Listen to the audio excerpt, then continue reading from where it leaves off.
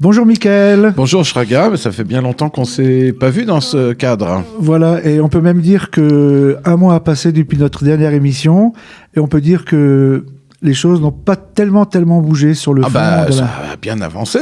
Oui, bien sûr. Bien sûr.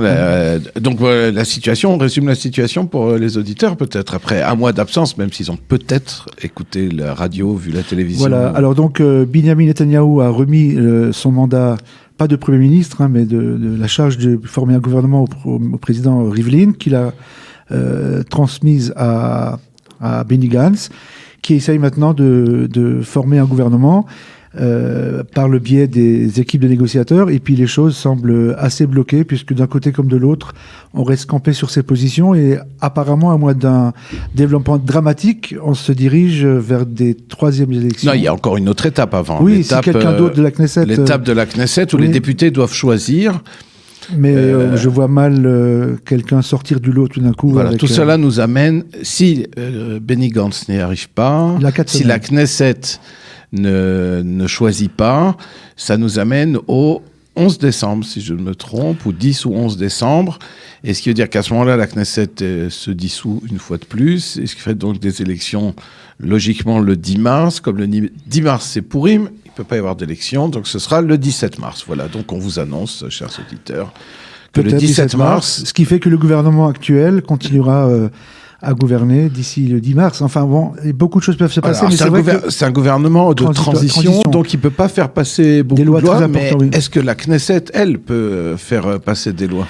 Alors, il y a des choses qui se passent quand même à la Knesset, et c'est un peu rassurant d'ailleurs, parce que je crois que lundi, une proposition de loi a été déposée conjointement par David Bitan du Likoud et Merav Cohen de Bleu-Blanc, comme quoi les partis peuvent travailler ensemble.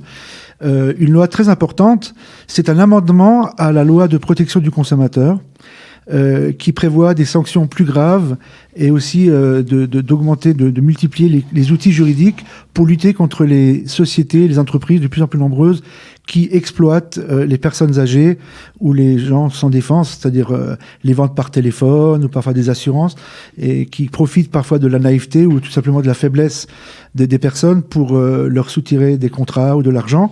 Et je crois que c'est important que ces deux parties, voilà, peuvent quand même collaborer. C'est important à double égard. D'abord parce que les deux parties travaillent ensemble, ce qui est finalement assez logique, parce que déjà leurs idéologies sont assez proches, mais aussi pour nous. C'est-à-dire de savoir, nous, citoyens israéliens, de savoir que ça continue, quoi. Il y a du travail à la Knesset, qu'on n'est pas bloqué. On a l'impression que depuis des semaines, depuis le mois d'avril, il ne se passe rien. Et surtout les consommateurs, je dirais même plus pour nous ici à Kalita, quoi, pour les Olim, parce que les Olim sont victimes très souvent de c'est pas seulement les personnes âgées qui comprennent plus. Les personnes sans défense, ça peut être les personnes... Mais souvent, les Olim ne comprennent pas, et alors ils re-signent, ils disent oui, ils savent pas à quoi ils ont dit oui, ils se retrouvent embarqués. On n'a pas la force de lire les documents écrits en petit, donc je crois que c'est une proposition, elle n'est pas encore adoptée, mais on va dans la bonne direction. C'est des genres de lois qui ne feront pas de difficulté à être adoptées. Voilà. Donc, ça, c'est au niveau de la Knesset. Alors, vous voulez aussi nous parler, je crois, d'un Knesset. En fait, il y a eu 17 changements. C'est-à-dire 17 députés nouveaux sont arrivés. En fait, sur les 17 nouveaux, il y a 9 nouveaux anciens, c'est-à-dire des gens qui ont déjà dans le passé siégé à la Knesset et qui sont revenus aux élections de septembre et qui n'étaient pas là en avril, comme Naftali Bennett ou Ayelet Shaked ou Stav Shafir, enfin des personnalités de la vie politique israélienne, mais qui en avril n'avaient pas été élus. Et seulement 8 nouveaux dont on va sûrement entendre parler ou pas, d'ailleurs, parce qu'on ne sait pas si... Après le 10 mars. Voilà. On ne sait pas combien de temps ça va tenir. Les 8 nouveaux, certains sont déjà connus, et on en reparlera, comme Yair Golan, par exemple, l'ancien général, dont on reparlera dans quelques instants.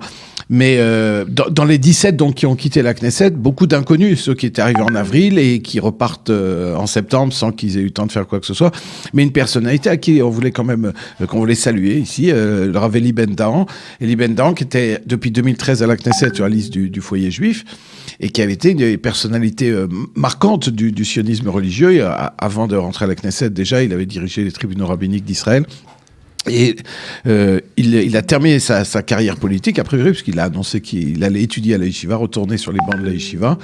Lui qui avait débuté d'ailleurs comme jeune footballeur à Be'er Sheva, d'où il est originaire, qui avait failli faire une carrière professionnelle avant de choisir le rabbinat, puis la politique. Et Elie Ben-Dahan, on l'aime bien parce qu'il est très proche de la communauté française. Il a participé à des dizaines de réunions en faveur de l'Aliyah de France. Et dans un de ses derniers discours, d'ailleurs aussi, il a rappelé l'importance de faire son Aliyah et l'importance des valeurs de l'Aliyah, et notamment appeler les Juifs de France à faire leur Aliyah. Ouais. Un homme politique droit et intègre, et on espère qu'on le retrouvera dans d'autres carrefours. Il faut souligner qu'il était aussi vice-ministre de la Défense. Tout à fait, vice-ministre de la Défense depuis plusieurs années. Et aussi, ce qui est intéressant, c'est qu'il était arrivé assez haut dans le foyer juif, à Beit Yehudi. Bien qu'étant d'origine marocaine, on dit souvent que les partis sionistes religieux ne laissaient pas trop de place aux juifs séfarades. Et c'est donc à noter qu'un juif du Maroc ait pu atteindre. Le Parti national religieux a déjà eu un chef d'origine marocaine, le Rav Yitzhak Levi, d'ailleurs. Oui, mais c'est vrai que c'est assez. Mais ça, cette rare, image. Voilà. Tout à fait. Alors maintenant, on va passer à la rubrique habituelle, mais en commençant par le cactus, cette fois-ci, pas par la rose, pour tromper un peu nos auditeurs. Voilà. Alors, le cactus, donc, est décerné. Donc, au général de réserve, Yair Golan. C'est la rose, le cactus. Ah, c'est vrai. Voilà. J'ai du mal parce que. On a tendance à lui attribuer un cactus. Il y aura une rose parmi les cactus. Alors, cactus aujourd'hui, c'est Tamar Zandberg, la députée de Meretz, qui n'en est pas à son premier cactus. Je crois qu'elle peut décorer ses rebords de fenêtre avec. Il s'agit de la commémoration annuelle nationale de l'assassinat de l'ancien ministre et ancien général Rehavam Zeevi, dit Gandhi. Voilà, cette semaine. Et Tamar Zandberg a déposé une loi, c'est pas la première fois. Donc, député de Meretz, du camp démocratique aujourd'hui, voilà, pour annuler cette commémoration nationale qu'elle considère comme déshonorante, pour deux raisons. Un, parce qu'elle dit que dans sa doctrine politique, Gandhi proposait un transfert encouragé, disons, des Arabes d'Israël, ou une partie des Arabes d'Israël, et sur le plan moral, parce que bien après sa mort, il y a des plaintes de harcèlement sexuel ou même viol qui sont venues. Et alors bon, on va pas discuter sur le fond parce qu'il n'est plus là pour se défendre. Et donc pour ces deux raisons, elle a demandé carrément que, d'ailleurs, elle n'ira pas à la cérémonie, c'est pas la première fois. Et aussi, elle veut annuler carrément cette cérémonie. Elle dit qu'on peut pas faire une cérémonie nationale en Israël pour commémorer quelqu'un qui a violé le droit international en demandant le transfert des Arabes. Voilà. Alors, donc il y a quelqu'un qui lui a répondu, c'est le Yosef Ezra, qui est président du comité pour la commémoration de Rehavam Zeevi, Zichron Livracha, et qui a dit que c'est un peu du toupet de sa part, parce que si Tamar Zandberg est contre un transfert volontaire des Arabes, elle a applaudi des deux mains pour le transfert forcé et violent des Juifs du Gush Katif. Et aussi, concernant les accusations de viol, il dit que 50 ans après, se porter plainte alors que la personne ne peut plus se défendre, c'est un peu fort en café. Un peu limite. Alors la rose, elle va être donnée donc sur le même sujet au général de réserve Yair Golan, du même parti, de la liste du camp démocratique. Lui est le tête de liste du parti dont j'ai oublié le nom déjà, créé par Ehud Barak avant les élections, donc associé avec Tamar Zandberg. Lui a dit qu'il serait présent.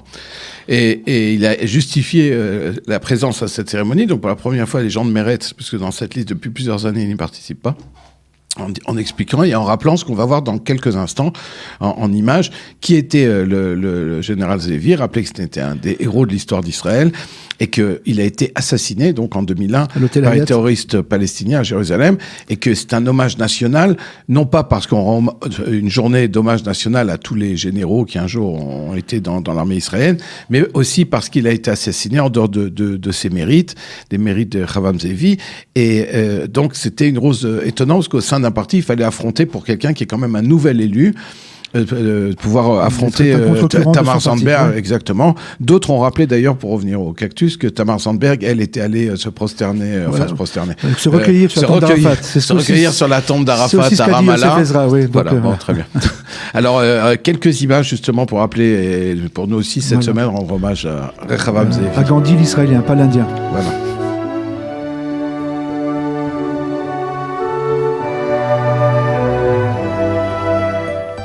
בלב הציבור נותרה דמותו חקוקה כאלוף נעוריה של ארץ ישראל.